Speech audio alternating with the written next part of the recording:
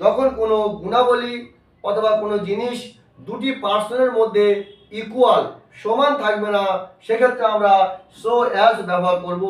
দেখুন আপনি সেন্টেন্সগুলি দেখুন, রাম রহিমের মতো লম্বা না, মানে রাম অতটা লম্বা নয় যতটা রহিম।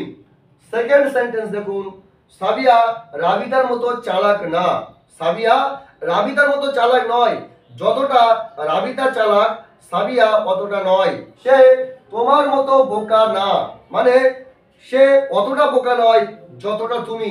এই যে গুণ, এই যে জিনিসটি দুজনের মধ্যে সমান নয়, সেক্ষেত্রে আমরা এই যে বোকা, চালাক, লম্বা এর ইংরেজিগুলি আমরা সো অ্যাজ এর মাঝ বরাবরে ইউজ করব। সো চলুন আমরা সেন্টেন্সগুলি বানিয়ে দেখি। রাম রহিমের মতো লম্বা নয়, রাম ইজ নট। এখানে আমরা নট এই জন্য ব্যবহার করছি, এটি একটি নাবাচক বাক্য। So Ram is not so tall as, কার মতো? রহিমের মতো। Rahim, Ram is not so tall as Rahim. Ram রহিমের মতো লম্বা নয়।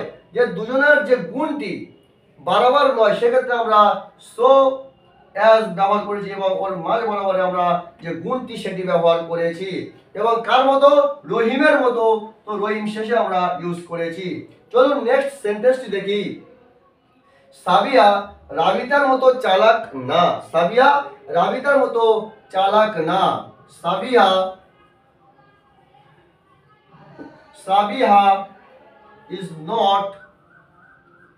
is not so clever as, Sabia is not so clever as Rabita.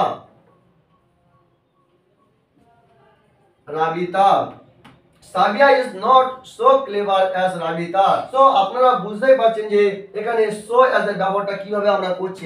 একটি গুণ, একটি জিনিস দুজনের মধ্যে বরাবর থাকবে না, ইকুয়াল থাকবে না, সেক্ষেত্রে আমরা এই রকম সেন্টেন্স ব্যবহার করব so as দিয়ে।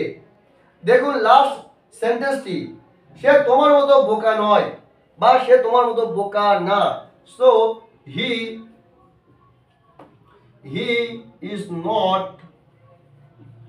is not so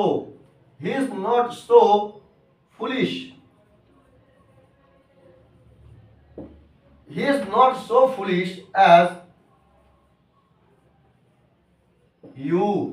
He is not so foolish as you. সে তোমার মতো বোকা না। সো আই হোপ আমরা বুঝতেই পারছি যে কিভাবে আমরা সো অ্যাজ এর ব্যবহার ইজিলি এইভাবে আমাদের যে সেন্টেন্সগুলি আমরা বাংলাতে প্রচুর ইউজ করে থাকি, সেগুলি কিভাবে আমরা ইংরেজিতে আজকের থেকে আমরা স্পিকিং করতে পারবো এই রকম সেন্টেন্সের দ্বারা। I hope all of you got understand.